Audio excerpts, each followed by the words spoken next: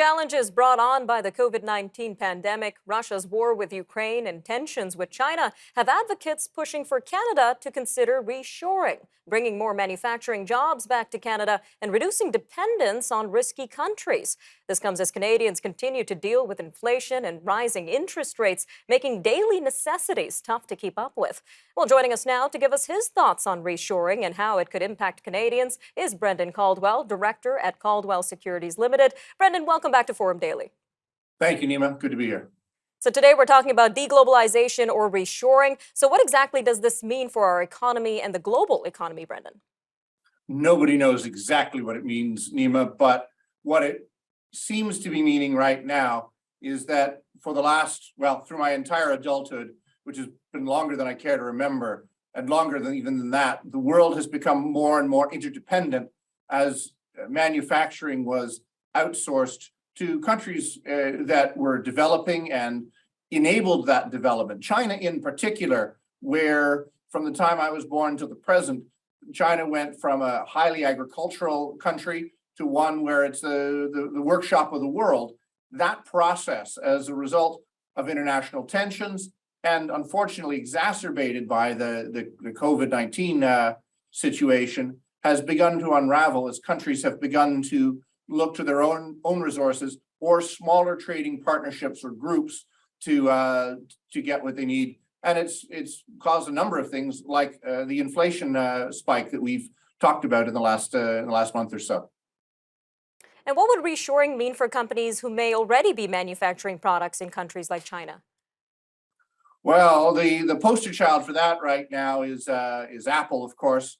They've got this sprawling campus, Foxconn, I think is their subcontractor, in a city called Zhengzhou.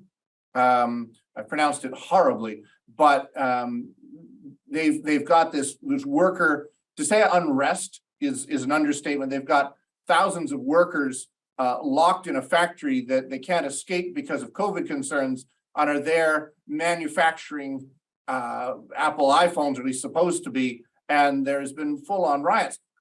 They say that it'll maybe cost 5% or 10% in Apple sales.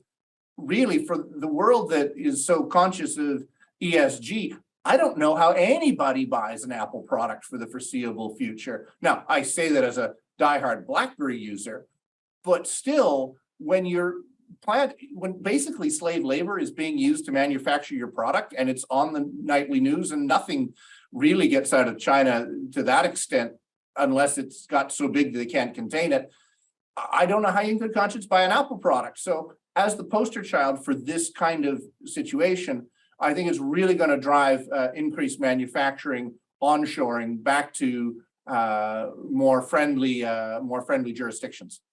Some important points to consider there. Now, with new moves comes new risks, Brendan. So what are some of the challenges and uncertainties to consider here? Well, having spent half a century sending all our production elsewhere, and not to put too fine a point on it, exporting a lot of our pollution. I mean, Toronto, where I live, used to make a lot of things, from the Inglis washing machine plant to all kinds of manufacturing. Now we don't do very much. Now, the nice thing is Lake Ontario is really clean, but we've actually exported our pollution. So bring all that production back home. How do you do it in an environmentally acceptable way?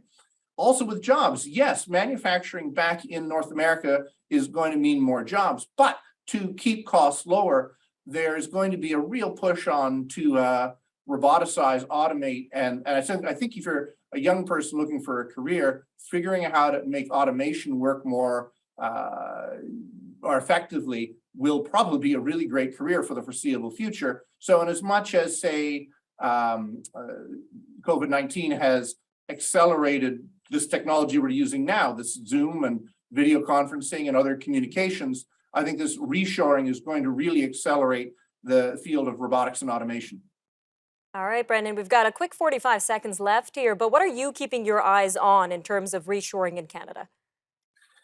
I think I'll answer a bigger question, Nima, and that is, for 50 years, we cared more and more about other countries for economic reasons. We cared about the development, we cared about including them in the global community, we cared about each other politically because we were doing business together. And so my biggest single concern as countries refocus on themselves, is that I don't think that is going to be a recipe for the international cooperation that has been really the hallmark of my half century lifetime.